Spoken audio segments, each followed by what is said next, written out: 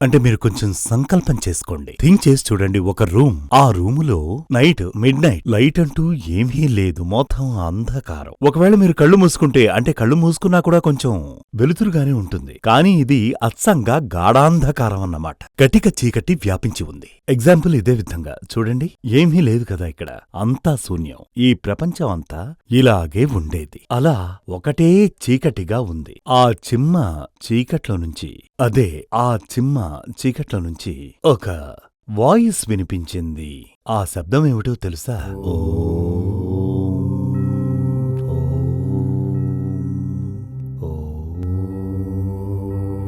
ఇలా ఒక వాయిస్ వినిపిస్తూనే ఉంది.